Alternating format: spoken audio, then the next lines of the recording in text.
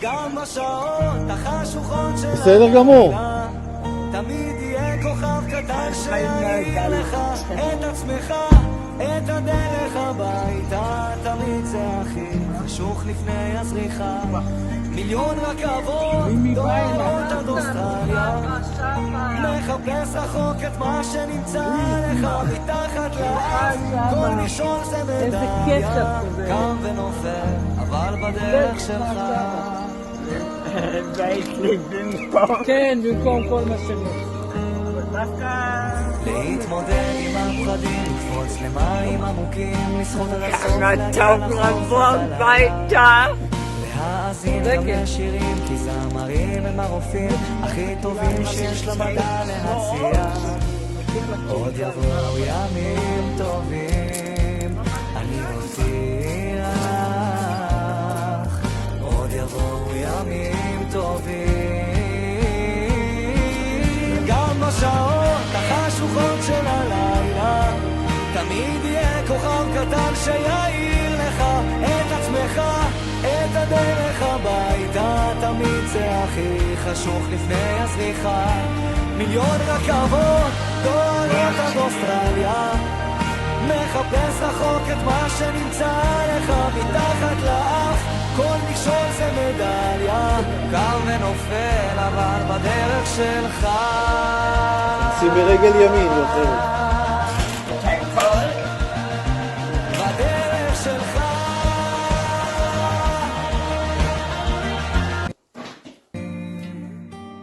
גם בשעות החשוכות של הלילה תמיד יהיה כוכב קטן שיעיר לך את עצמך, את הדרך הביתה. תמיד זה הכי חשוך לפני הזריחה. מיליון רכבות דורות עד אוסטרליה, מחפש רחוק את מה שנמצא לך מתחת לאף. איזה יופי. כל זה מדליה, קם ונופל אבל בדרך שלך.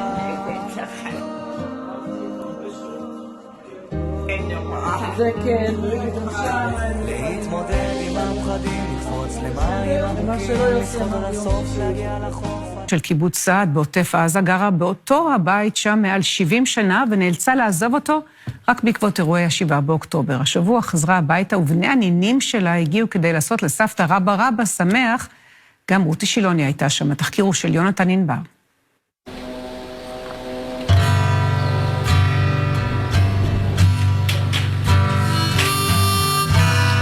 זה מובן שמתקרבים לבית. דבר ראשון, כשיוכבד חזרה הביתה השבוע, היא הלכה לבדוק איך שרדו העציצים שלה בלעדיה. איזה יופי. 5 חודשים. מאוד יפה, גינה. למרות הכל שלא הייתי. היא במצב הזה שלי היא לא יכולה לעדור. כן. בסדר, מישהו אחר יעדור.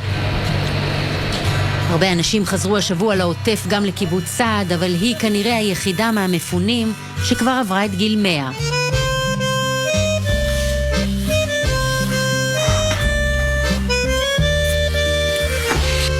כאן את ההורים. יוכבד גולד נולדה ב-1923 בגרמניה. בת למשפחת רבנים מכובדת. כשהייתה נערה התגנבה מהבית לאירוע יוצא דופן שהיה בעיר. אולימפיאדת ברלין, 1936. הייתי ילדה סקרנית. הלכתי לראות איך שהיטלר עבר באוטו וצעק היי היטלר. ניגשו אליי שאני אתן פרחים להיטלר. היו בטוחים שאני נוצריה. אני יהודיה אתן להיטלר פרחים. לא הסכמתי. ממש ראית את היטלר? כן, ראיתי בעיניי. פחדנו קצת. מובן שמיד הלכתי הביתה. 2 אחר כך, כשהייתה בת 15, ברחה מהנאצים ועלתה לארץ. כאן הכירה את שמואל, מיד אחרי קום המדינה ירדו דרומה לייסד את הקיבוץ. זה הנכדים, נינים. זה התענוג שלנו. אבל הכי גאה בשבט שלה, 5 ילדים, 30 נכדים, 70 נינים ו3 בני נינים. כל כך הרבה נינים ונכדים. זה דבר גדול.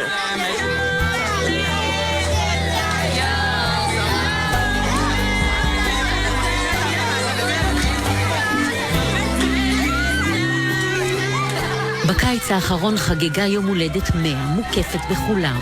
100 זה דבר גדול, נכתב על החולצות שהכינו לכל בני המשפחה הענקית, שהם מן הסתם חלק גדול מהמתכון לאריכות ימים. מה הסוד שלה? הסוד שלה אני יקית. איך כל דבר במקום בדיוק, וזה... אולי שהיא לא מוותרת על שום תפילה. גם התמיכה שהיא מקבלת מהקיבוץ. הנכדים, המשפחה, מאוד אוהבת את זה. סבתא, מה שלומך? מה נשמע? זאת שחף. אני ענינה. היה לה אתמול יום הולדת. אני בזמן האחרון לא נתתי כלום. לא צריך, אני רוצה שתגידי לה מזל טוב. מזל טוב. מזל טוב. מה שלומך? בסדר. איך לחזור הביתה? טוב.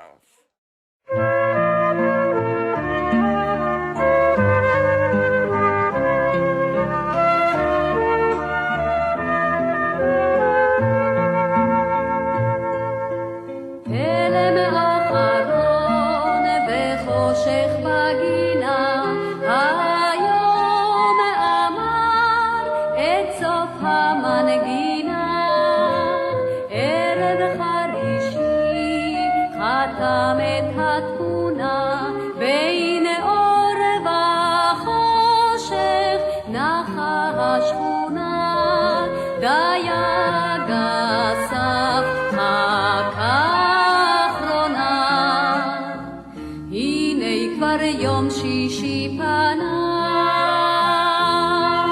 שוב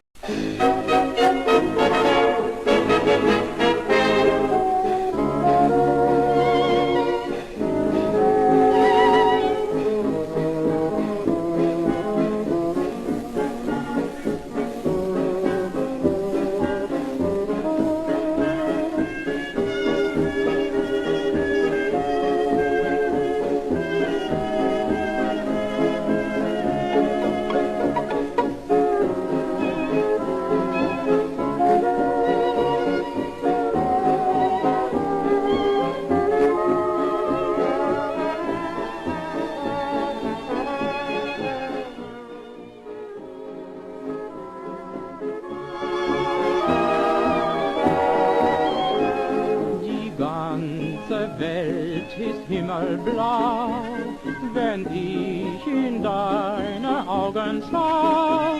Und ich frag dabei, bist auch du so treu wie das Blau deiner Augen. Ein Blick nur in dein Angesicht und ringsum blüht, vergiss mein nicht. Ja, die ganze Welt macht du süße Frau, so blau, so blau, so blau.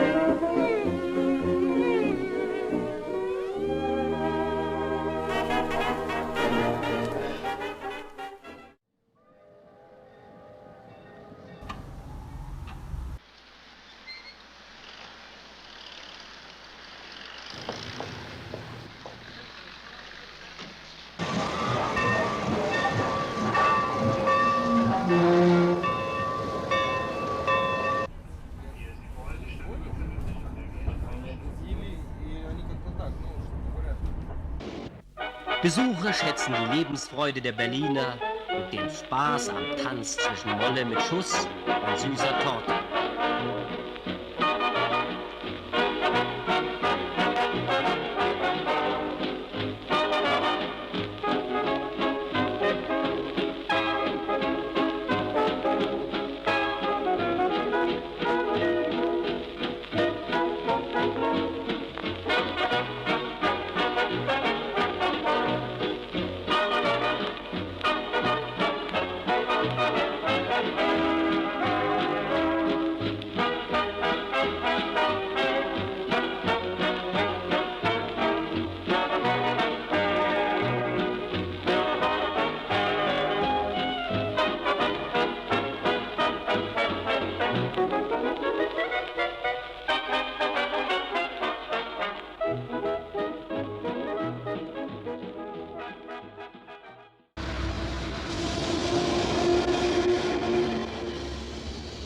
Funkturm und Sender übermitteln das Geschehen der 11.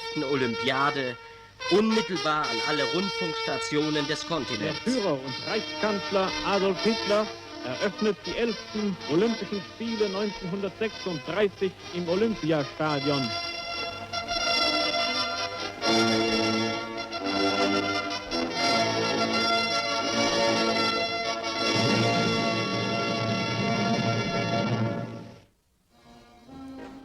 Im Bewusstsein des Volkes ist Berlin Deutschlands wichtigste Stadt und unter den Linden eine ihrer Prachtstraßen.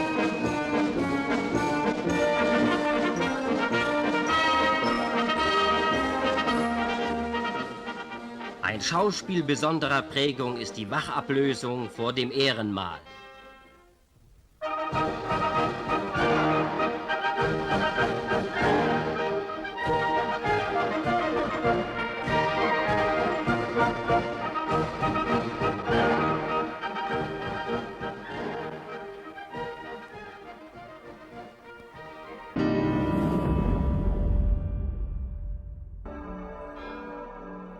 Olympia im Zeichen des Hakenkreuzes, 1936 in Berlin.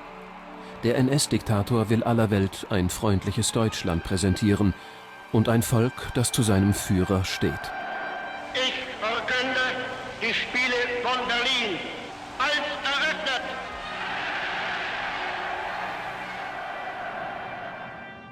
Für die Zeit der Spiele gibt das Regime sich weltoffen.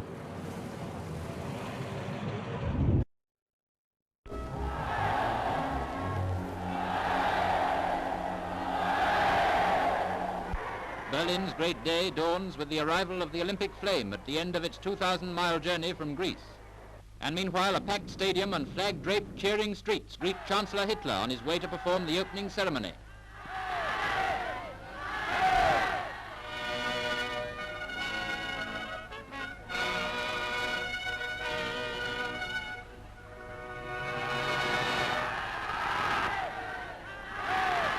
Like a modern Caesar, he stands on the balcony to receive the salutes of the athletes of 50 nations.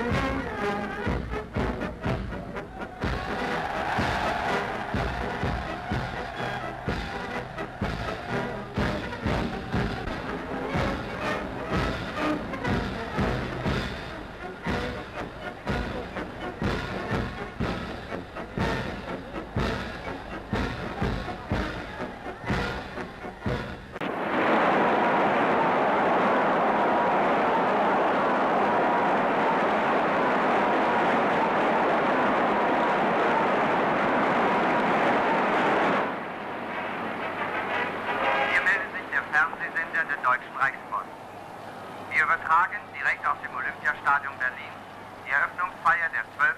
Olympischen Spiele neuer Zeitrichtung.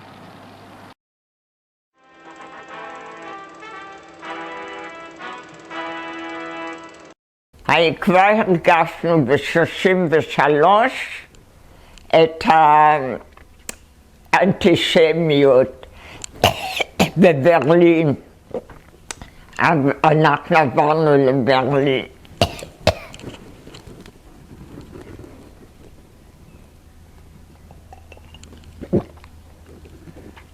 את נולדת ב-23, זאת אומרת, כשהנאצים עולים לשלטון את כבר ילדה בת 10,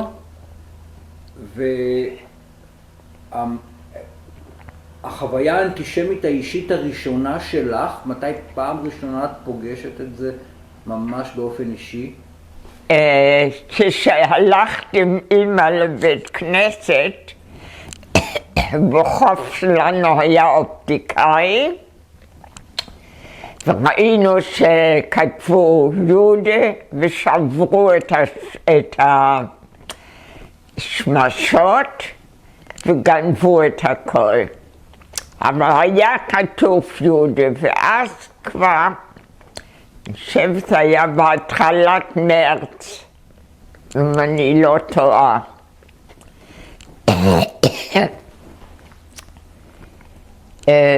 והרגשנו את האנטישמיות בברלין. שרפו למשל את הממשל הגרמני, שרפו באותה שנה. הרייכסטאג, כן. כן. אתה מגרמניה? לא. לא, זה אירוע משמעותי מאוד, כן. והרגשנו שצריך להיכנס לאוניברסיטה, לבתי ספר נוצריים, לתיאטרון. הרגשנו את האנטישמיות.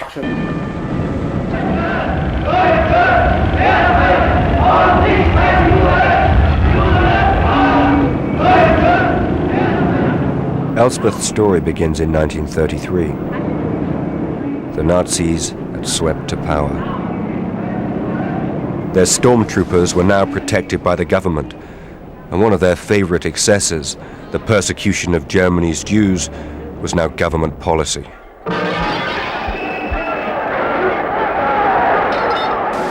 There were arrests, beatings. Stormtroopers urged people not to shop in Jewish stores.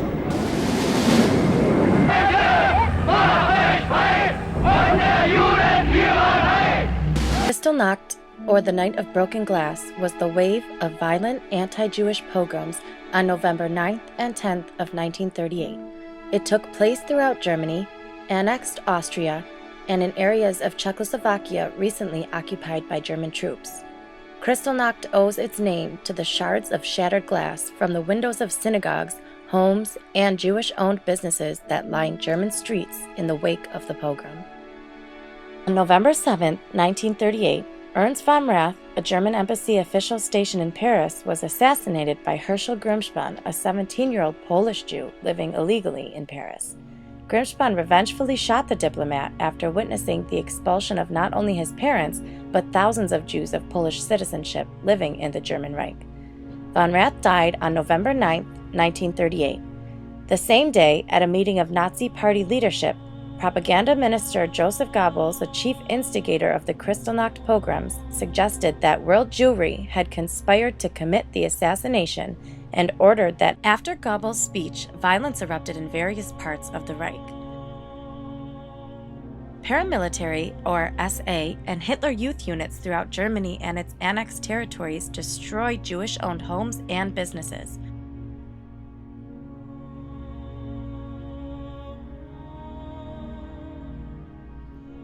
Jewish artifacts were confiscated, and many young, healthy Jewish men were arrested and filled local jails. The rioters destroyed 267 synagogues throughout Germany, Austria, and the Sudetenland. Many synagogues burned throughout the night in full view of public and of local firefighters who had received orders to intervene only to prevent flames from spreading to nearby buildings.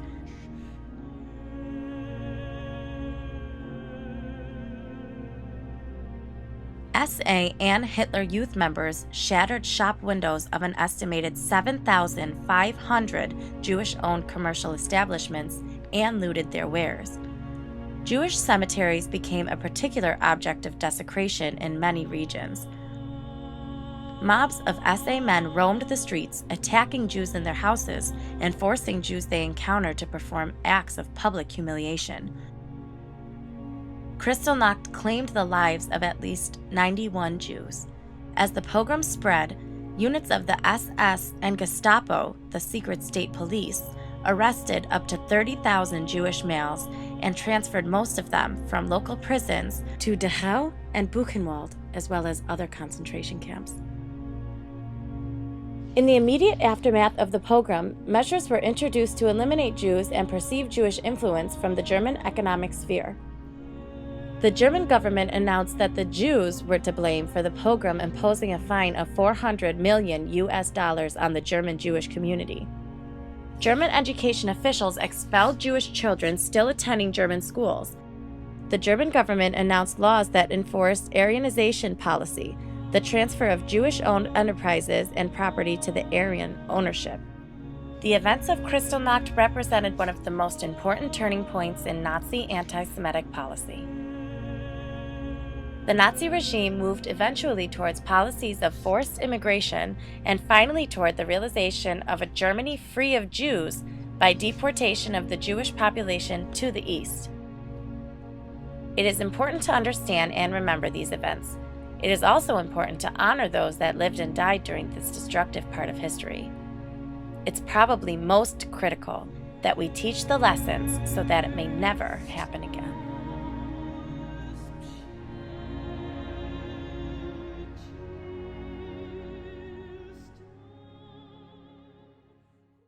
והתנועת נוער שאליה את משתייכת, שמובילה את ההכשרה, איזו תנועה זו הייתה? לא, זה היה ב-38 כבר. איך קוראים לתנועה? איזו תנועה השתייך? לא, אחותי ואני הלכנו להכשרה על יד ברלין, לא זוכרת את השם. כן. ואני קיבלתי צרטיפיקט, אישור כניסה לארץ, והיא לא קיבלה. מה שאת מתארת, מדברים על זה שבשנים הללו, 37, 8, 9, בכל מקום אמרו ליהודים, לך לפלסטינה. זאת אומרת, מבחינת הגרמנים זה היה, לכו מפה. הבעיה הייתה בעצם במשטר הסרטיפיקטים. כן. הם לא נתנו אנגלים. ולי למשל, עבד בלילות להוריד עליית בית. לילות שלא ישן, לא יכולתי לישון, עד שלא חזר. ידעתי שהכל בסדר. על יד הרצליה גרנו, זה היה. כן. ומתי ההורים עוברים בדיוק ב-39 להולנד הם עוברים? ב-38, 39? מההורים? כן. 38. ואת נשארת בגרמניה, בהכשרה. הייתי בסך הכל שבועיים. ואז עליתם? לא היה משהו. אני לא זוכרת אפילו במה עברתי, אני חושבת במטבח. כן. ואיך הגעתם לארץ? מה היה המסלול? מאיפה עברת? איפה היה? איך המסע עצמו? לא היה משהו. היה לנו קשה להתרגל, גם לאחותי ולי, להיות במקום זר. לא, אני מתכוון לדרך, מאיפה הפלגתם, מאיפה יצאתם לדרך, ברכבת, עד ל... אני יושבת ברכבת. מרומניה הפלגתם? מטריאסט? אני הייתי שבועיים את הסבתא בבת קיסינג, וההורים כבר נסעו.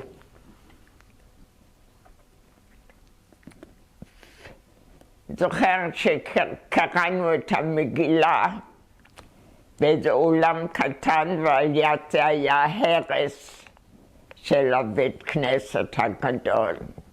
אז באיזה תאריך זה בעצם? אז זה אחרי ליל הבדולח? אחרי. אז מה את זוכרת? בליל הבדולח איפה את? בברלין? הייתי, כן. זוכרת שבאתי ביום שישי לבית ספר, והיו חסרים כל הבנות, רוב הבנות, שלקחו את האבות, שלחו אותם לפולניה. כן. וכל זה קורה עוד לפני המלחמה, כמעט שנה לפני המלחמה. כן. כולל... אני עליתי 4 חודשים לפני המלחמה. אז רגע, קודם כל, עוד מראות מהלילה של ליל הבדולח. מה ראית בעין? איזה ראית? אני במקרה הרציתי על הבדולח לפני חברים. כן. שפשוט הבנות לא באו, לקחו אותם. היה לי איזה דודה בברלין שהשתלה, לקחו למחנה הסגר ולא חזר. כן. בסך הכל הייתי ילדה צעירה. כן. ובתקופה הזו שבין ליל הבדולח לבין העלייה לארץ, הייתי עוד בברלין. כן, זה ימים קשים מאוד, מתוחים מאוד. כן. אתה לא מוצא הרבה אנשים שעברו כל זה. כן. אולי בפולניה ששלחו. עכשיו, לגבי התמונה שמצטיירת לך לפני שאת עולה על ארץ ישראל, מה אתם יודעים על מה שקורה כאן? זה היה אחרי המאורעות. אתם שומעים על המאורעות, שומעים על פגיעות ביהודים? אבל רצינו להציל את עצמנו. כן, ודאי. אירופה הייתה... ושזה ההורים הלכו להולנד. כן. אחים לבלגיה היו בישיבה, ואחותי עם ההורים. כן. את הכרת חברות או חברים שעברו לאנגליה, בקינדר טרנספורט? לא, לא. לא, זה בעיקר היה מצ'כיה. אבל צ'כיה לא היה לנו מגע. כן. בקיבוץ באו באמת מצ'כיה. כן. אבל הם היו בבית צירות. גם אני הייתי בבית צירות בירושלים. אני לא רציתי לתל אביב. אז את זוכרת את התאריך שהגעת לארץ? לא הכרתי אף אחד. לא, את התאריך. את זוכרת את התאריך שהגעת לפה? אני חושבת היה 14 למרץ. ומבחינת... 39. כן.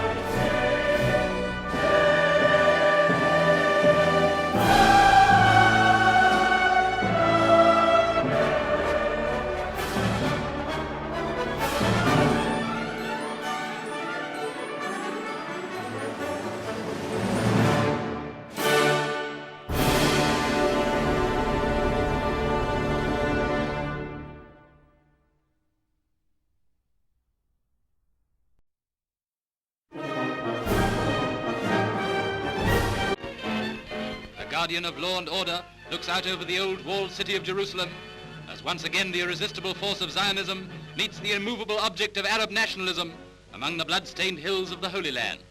Armored cars with reinforced screens patrol the road from Jerusalem to Bethlehem. These pictures from Pathé's own cameraman in the east show the height of the danger in Jerusalem when arson, murder and wanton destruction were making the Holy Land a land of terror. For weeks past, armed bands have been filtering into the city, some secretly through underground passages, others in disguise through the old city gates.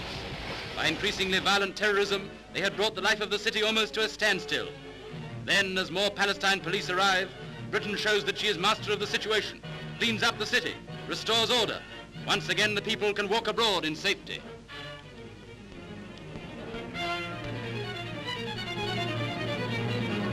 In the narrow streets of the Arab city, the bazaars reopen. Peace reigns again. Yet so careful has Britain's army been to avoid unnecessary violence that in 2 days of continuous skirmishing, only 9 people were killed.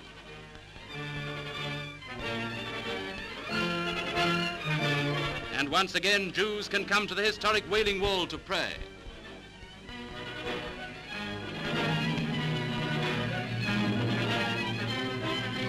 But behind the outward peace lies still the threat of rebellion and disorder. Britain still stands by.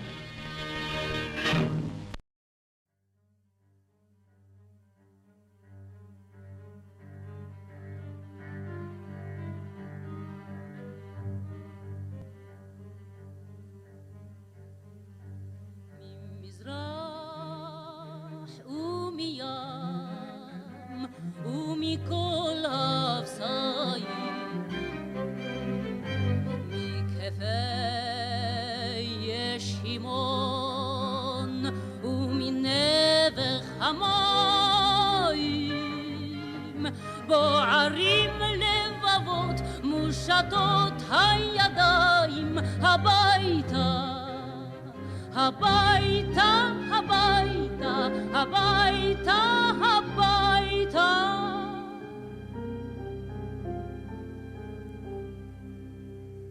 ומאש הרובים ואימת בור הכלא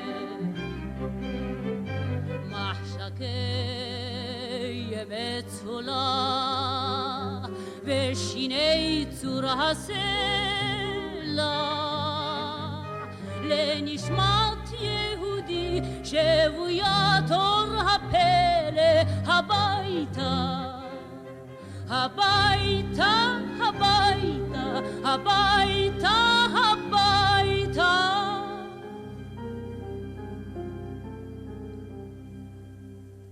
ועטור עשב ים לראשי כמקלעת בעיניים כבויות מצניעות את הלהט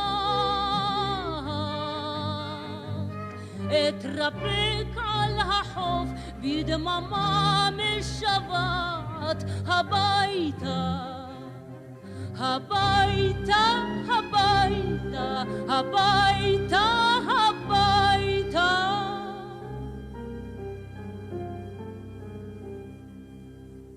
וראיתם את דמותי בענן הנוסע וראיתם את דמותי באור יום הגובע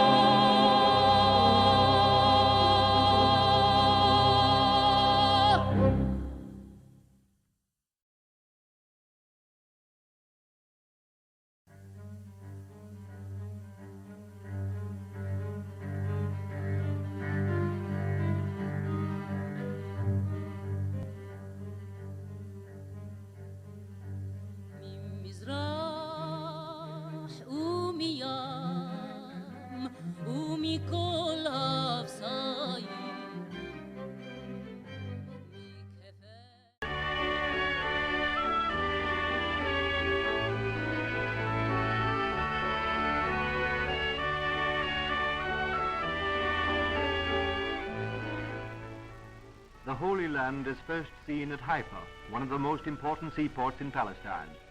Center of commerce and industry, its strategic position bids fair to make it a focal point for shipping throughout the Orient.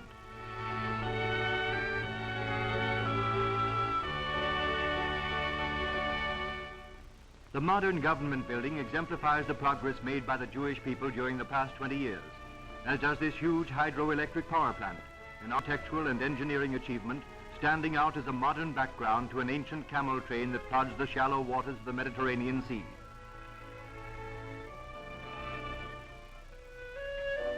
On the road to Galilee, to the ancient town of Nazareth, where he who is called the Nazarene dwelt in his childhood. It has changed but little in many centuries.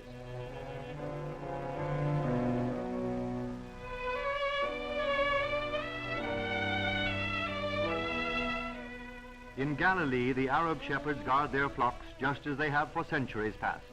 Shepherds and their sheep have always been associated with the Holy Land, and native shepherds remind one of the tales of old, like David, sweet singer of songs.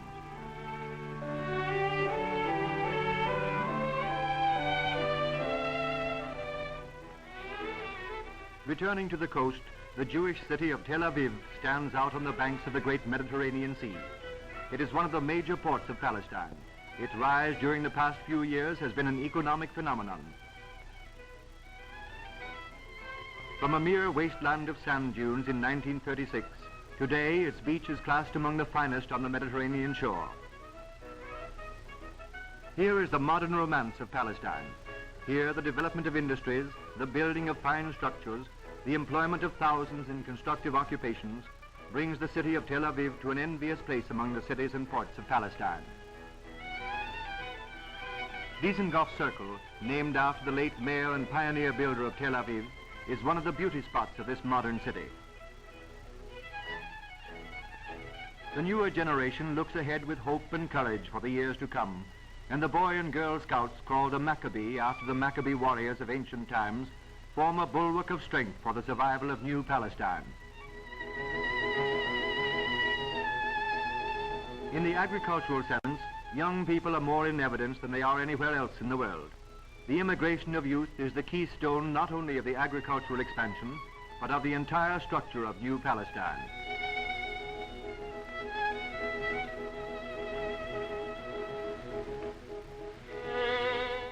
Here many settlements thrive, and the youth of Palestine are making great headway in bringing forth produce from the earth, varying from cereals and legumes commonly grown in temperate climates to the fruits native to subtropical lands.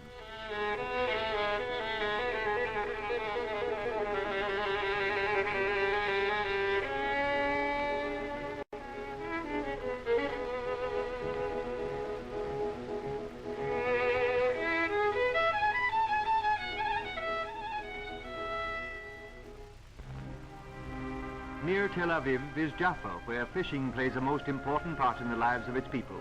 And practically the same methods of boat and net are used today as they were by 4 of the first disciples who fished in the Sea of Galilee. Even though the Jewish farmers employ modern farm machinery, Arab farmers still adhere to primitive methods in tilling the soil and reaping their crops.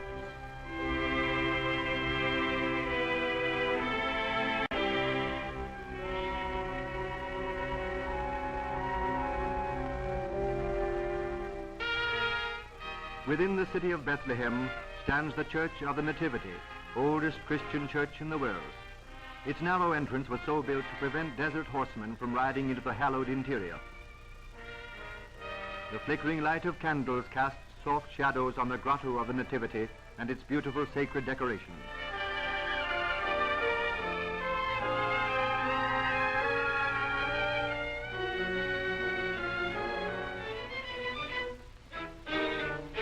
From Bethlehem to the holy city, Jerusalem the Golden, lying serenely across the valley. The new city of Jerusalem is banked with modern stores and massive buildings that stand out in sharp contrast to the ancient city of biblical days. It has been the chief city of Palestine for 3,000 years and bears a name which was to denote the abode of peace. Jerusalem holds the supreme place in the world's reverence. To Jew, Christian, and Mohammedan alike, it is the holy city.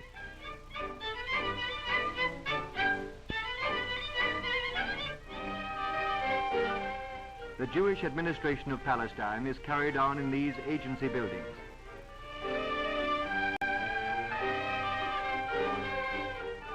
Old Jerusalem is surrounded by a high winding wall built in 1542 by Suleiman the Magnificent. Herod's Gate, Jaffa Gate, and Damascus Gate still stand in its crumbling stones.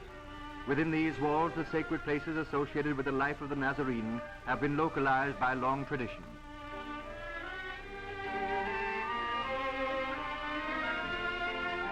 Its time-worn streets are colorful and hold great interest for the visitor. Jerusalem is situated in the mountains of Judea, and therefore many of its roads and thoroughfares are hilly and at times steep. Here many religions meet and all labor and worship side by side.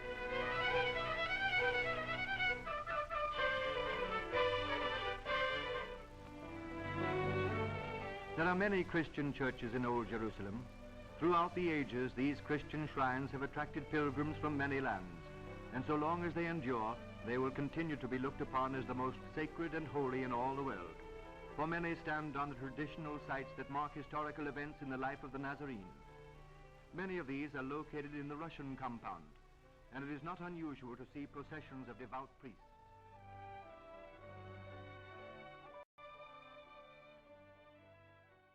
אני רוצה רגע לחזור עוד קצת לתקופת מלחמת העולם השנייה. מתי בעצם את פוגשת את בעלך? מתי נפגשתם פעם ראשונה? בנתניה.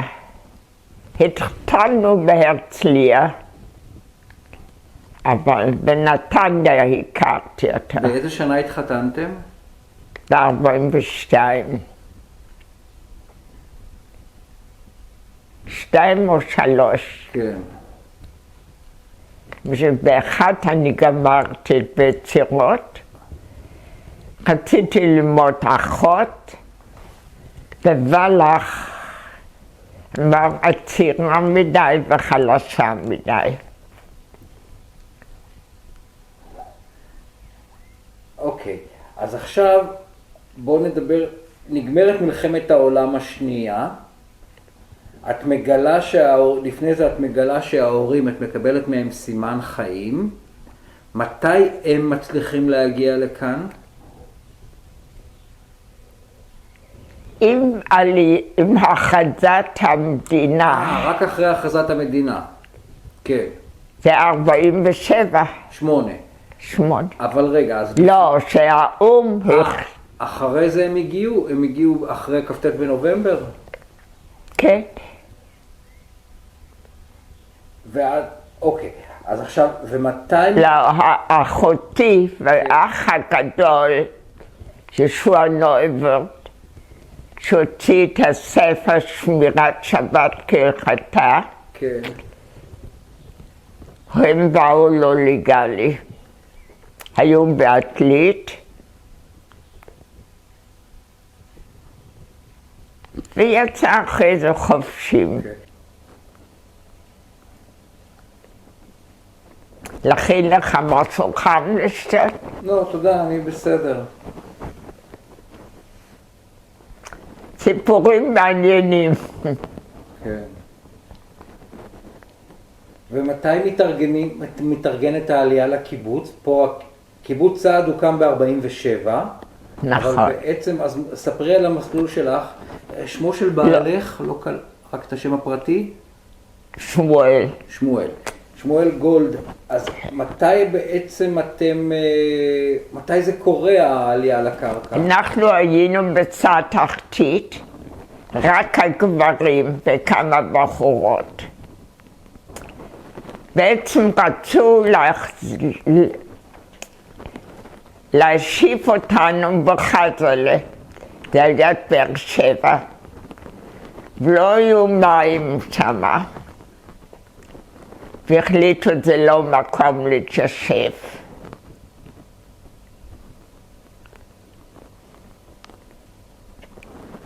באנו לצד תחתית באמצע המלחמה. הם היו בעיקר מתחת לאדמה וחפירות. אחרי זה בנו בית ביטחון הבעל שלי היה אחראי מבחינת ביטחון. הוא עבר הרבה קורסים צבאיים. שנייה אחת פשוט. שזוכרים? כן. אני עכשיו כותבת ספר. כן. אז כל זה הסיפורים שלי. יש מישהו שאני כותבת, על בלוק והיא מתקנת כן. אז ספרי על העלייה על הקרקע, על איך זה קרה? היו לי 2 ילדים כבר, אבל לא ויתרתי. הגדר, מתחנו, וזה היה בצד תחתית. לנו בבארות יצחק, קמנו ב4, זה היה בזמן אנגלים מאוד. כן.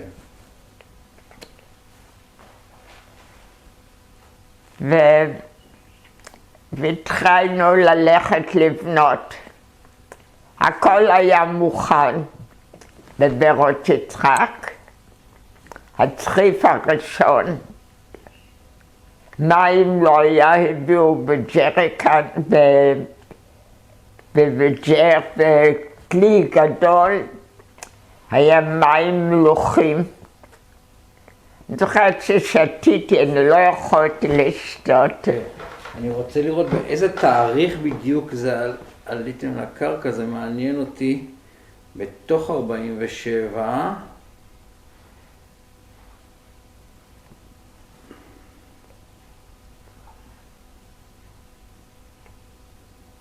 מה תאריך העלייה בדיוק?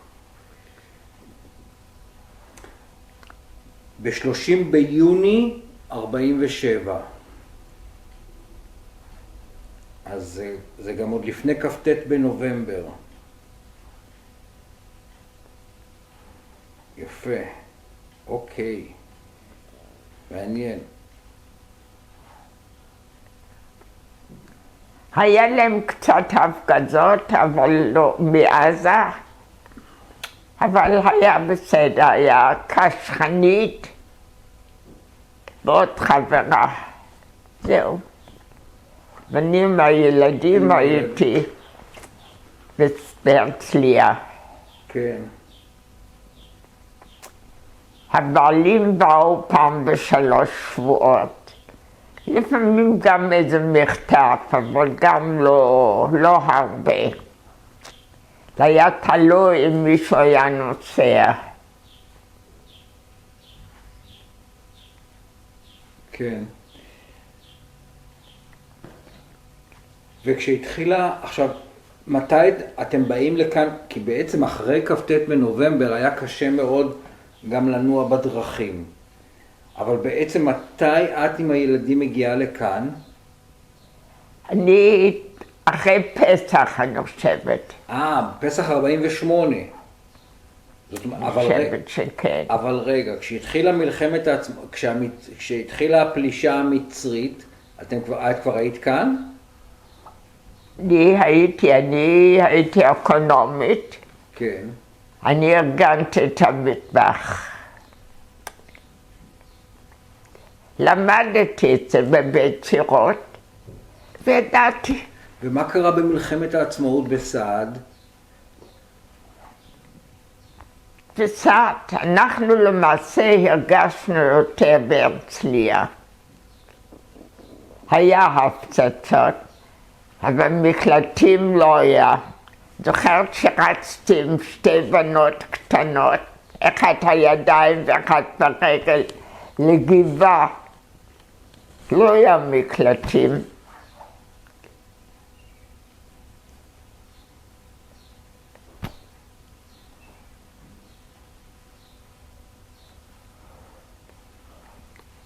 ואחרי זה עברנו שהתחילו לבנות כבר בית ילדים והביאו צריפי שוודים ואז עברנו.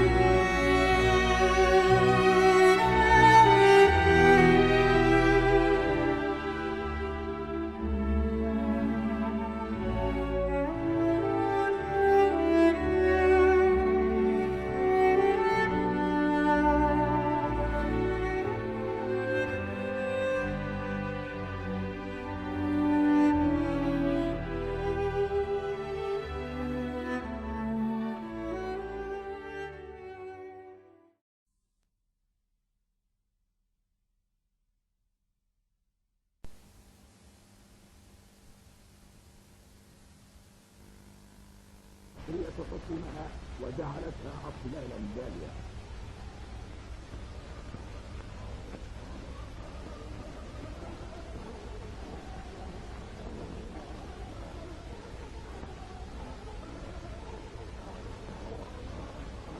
القصر الذي كان يقيم فيه قائد الصهيونيين في هذه المستعمرة.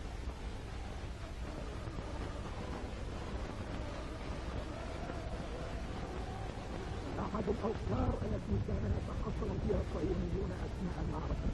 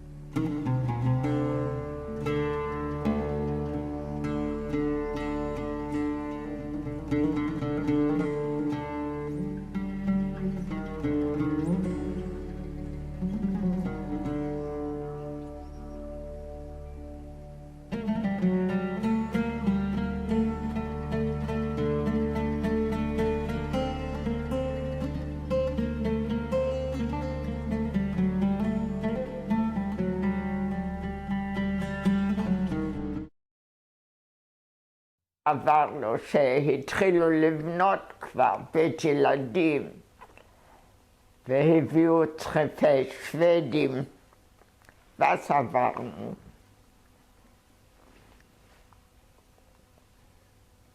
ומהגרעין שלכם, מהחבר'ה שעלו לכאן, יש חללים ממלחמת העצמאות?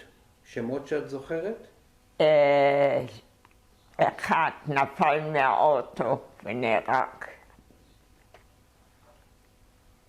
את זוכרת את שמו?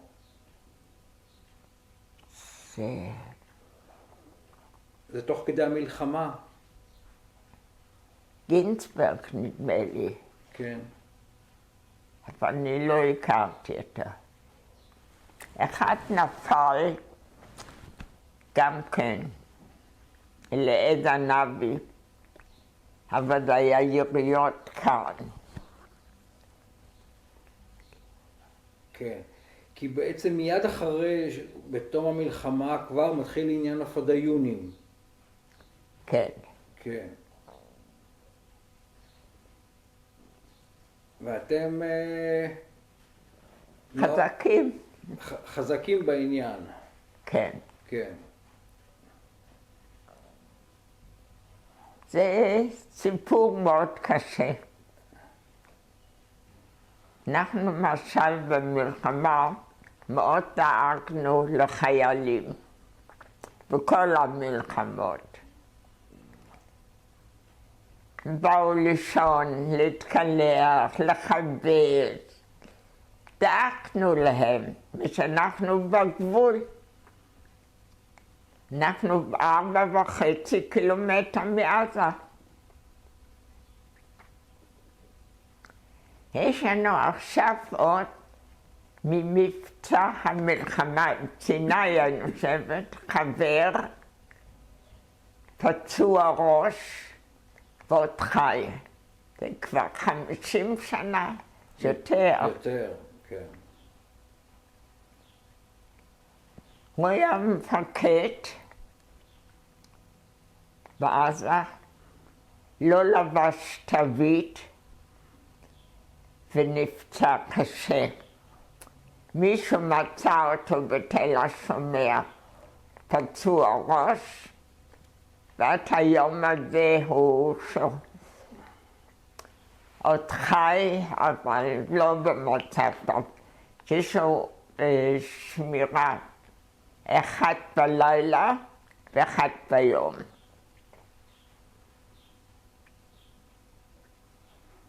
הוא התחתן, יש לו 4 ילדים,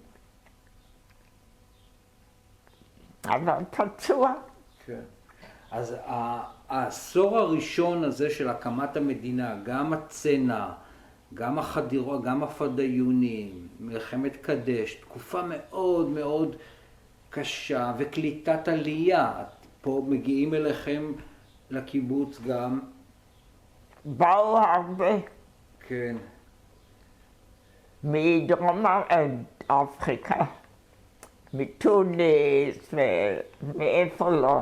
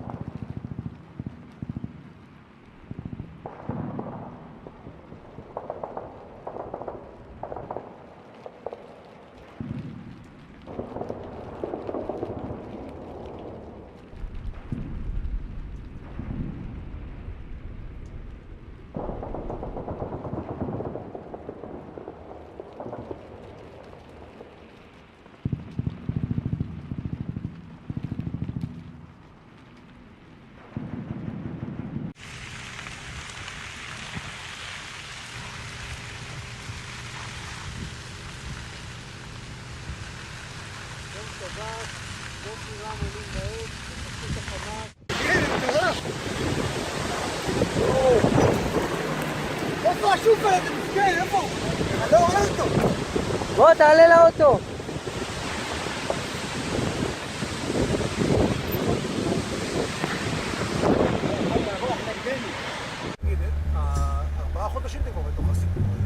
אנחנו 125 יום פחות או יותר, יום שריפות, יום שריפות. גם שאומרים שיש הפסקת אש, השריפות ממשיכות, הפעם יום דיבורים.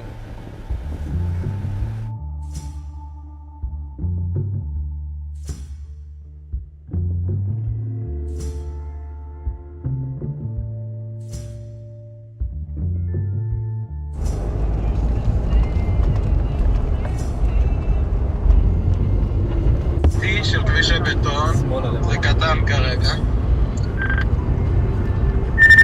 קיבלנו דקה 2 על 5.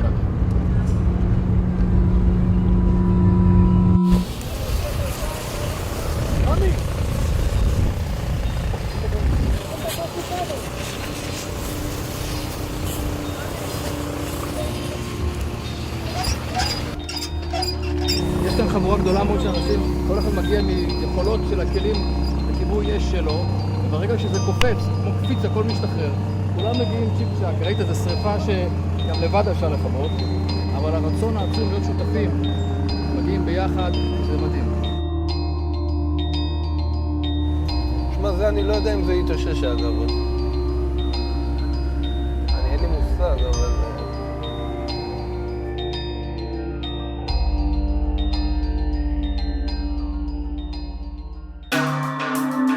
היום השביעי למבצע עמוד ענן.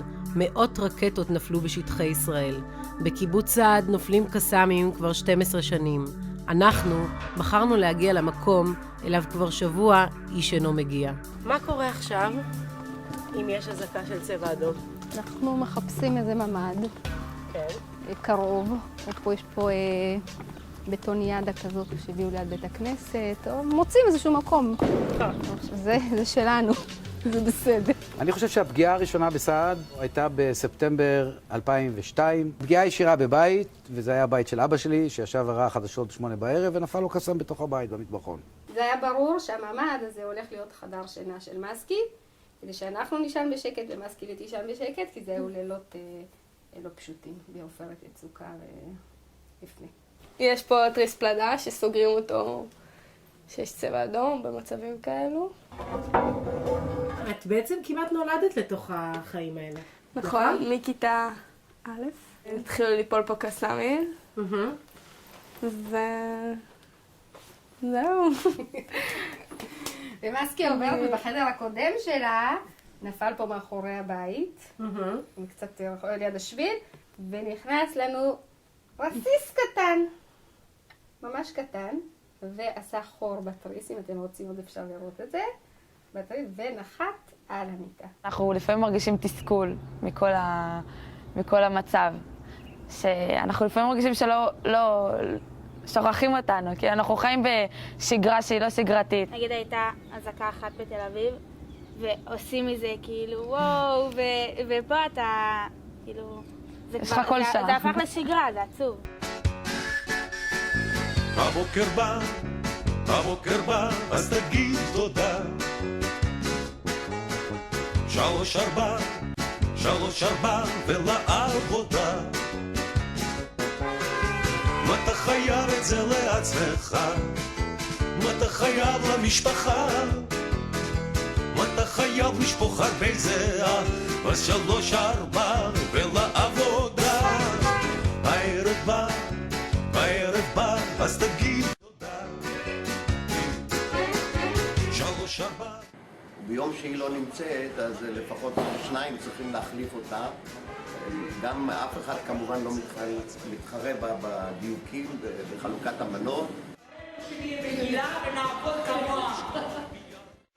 אז 3-4 ולמנוחה. היי, כן בבוקר בא לעבודה. כן לשלום.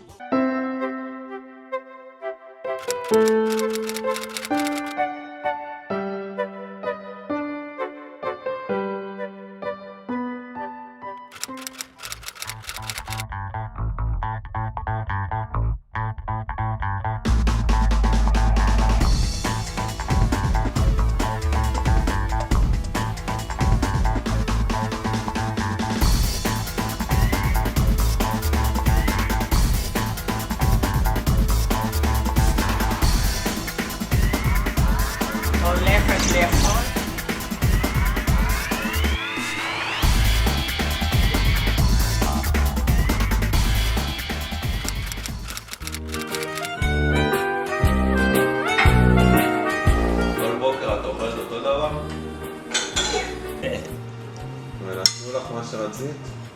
בטח. תמיד את מקבלת מה שאת רוצה? אני כזאת שמוכנה לכל. האומניות שלי. אני אגיד לכם, אני מאחלת לכולם שיהיו בריאים כמוני, בגיל זה. אמן.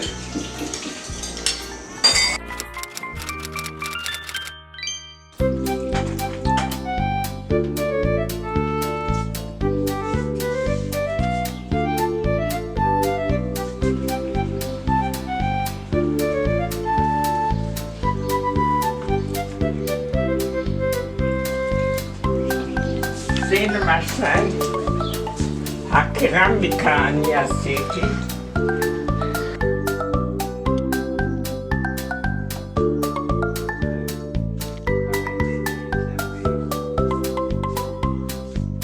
תסתכלי על החולצה, זה ביום הולדת 85, תסתכלי את החמור מאחורית. למה יש חמור? נסעתי למושבה, הייתי צריכה לקנות עוד בהרצליה ורכבתי על חמור החמור האתון זרק אותי עם הפח. היה חמור, אני חושב טמבל קראו לו. טמבל? טמבל.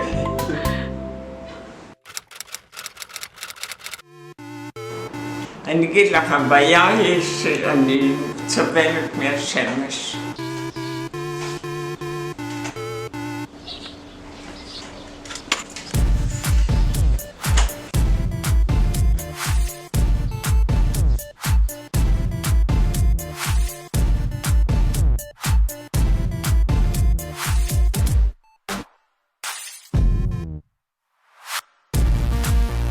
אז רגע, סבתא, לאן אנחנו נוסעים? לשפירות. מה יש שם? רופאת עיניים.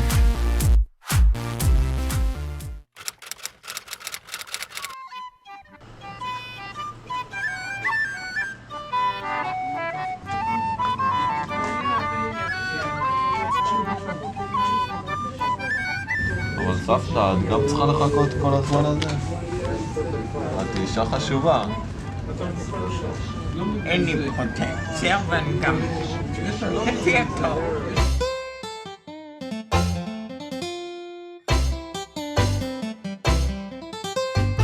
התקפת ירי על השער של הש"ג, התקפת ירי על הכיכר. הייתה חוליה עם מפה, איפה סניף בני עקיבא, איפה בית הספר, כוח אחד חוטף אנשים לתוך חדר האוכל, רוצח אנשים, ועוד כוח שני שמתבצר עם ילדים.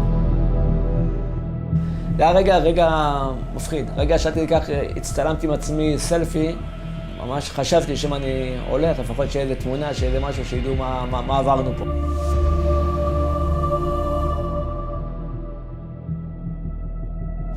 קמים בבוקר ב-6:27 לכל צבע אדום. מטח שלא היו מטחים כאלה. שבת, שמחת תורה, הכל נעצר. מוקפץ ב-6:30 בבוקר, מקפיץ את כל הכיתת כוננות אחרי שיחת טלפון לרב שץ.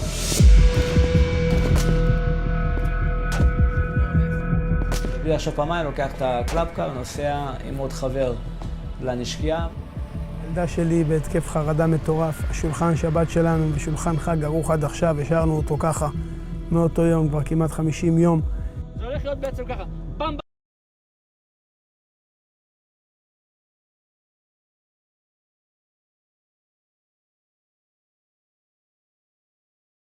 הגרבוש כל פה.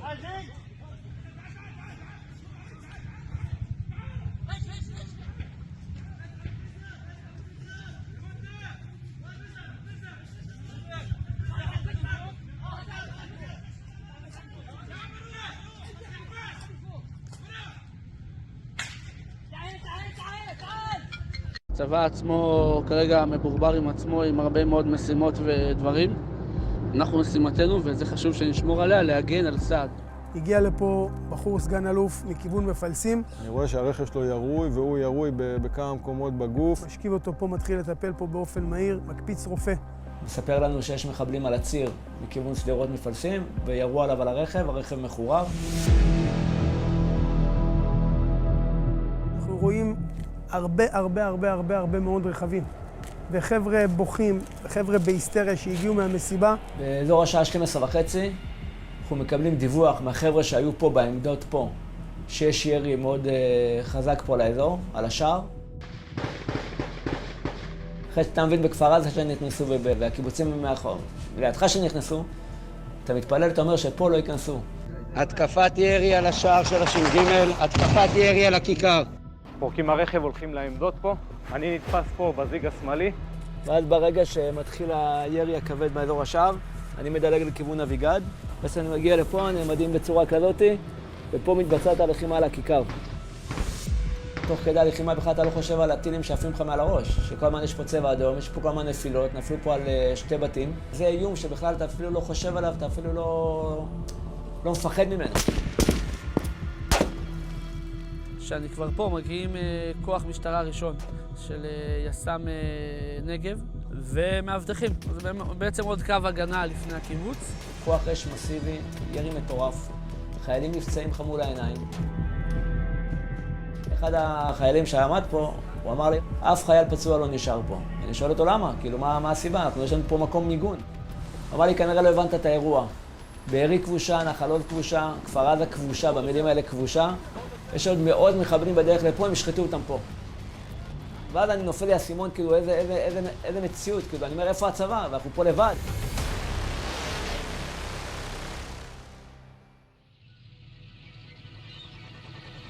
אחרי 40 דקות מגיע פתאום איזה טנק, משום מקום, טנק בודד, נוסע במהירות על הכביש, כמו איזה מכונית, מסובב צרח לכיוון המחבלים ויורה בירי מקלעים מאוד מאוד מסיבי וחזק, כמו איזה אליהו נביא שמגיע וחוסם את השער.